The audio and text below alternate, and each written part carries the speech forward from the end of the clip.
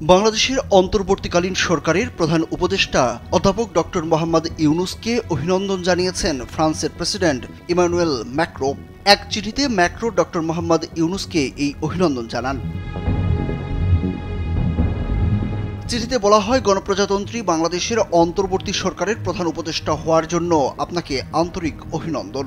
ওই চিঠিতে আরও বলা হয়, যেহেতু বাংলাদেশ এখন ক্রান্তিকালে প্রবেশ করছে, আপনার নেতৃত্বাধীন অন্তর্বর্তী সরকারের গুরুত্বপূর্ণ কাজ হবে গণতান্ত্রিক নির্বাচনের জন্য মাঠ প্রস্তুত করা এবং একটি সুষ্ঠু জাতীয় নির্বাচন নিশ্চিত করা।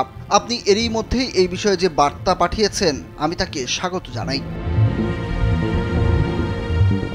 আপনার দেশ যে জটিল সময়ের মধ্য দিয়ে যাচ্ছে, অনুগ্রহ করে জেনে রাখুন আপনি ফ্রান্সের সম্পূর্ণ সমর্থনের উপর নির্ভর করতে পারেন। আর নয় সৌন্দর্য নিয়ে চিন্তা, এবার নিজেকে সুন্দর করে তুলুন স্টাইল ম্যানিয়াক্সের সাথে। আমি বিশেষভাবে আশা করি দ্বিপক্ষীয় সম্পর্ককে ক্রমাগত শক্তিশালী করার লক্ষ্যে আমাদের যৌথ কাজ মানবাধিকার ও সংখ্যালঘুদের সম্মান, জলবায়ু পরিবর্তন ও দারিদ্র্যের বিরুদ্ধে লড়াইয়ের মতো অপরিহার্য বিষয়গুলো হতে পারে। ফ্রান্স বাংলাদেশের সঙ্গে কাজ করার জন্য উন্মুখ বলেও ওই চিঠিতে জানিয়েছেন ইমানুয়েল ম্যাক্রো।